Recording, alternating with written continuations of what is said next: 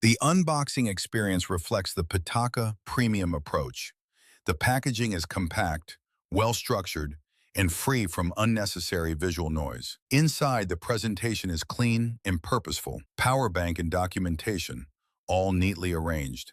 There's no theatrical excess here, but the attention to detail is evident. The materials used in the packaging feel robust and environmentally conscious, reinforcing the brand's premium positioning without resorting to gimmicks. From the moment I first handled the Moonrise variant, it was clear that Pitaka continues to treat material science as a core design pillar rather than a marketing afterthought.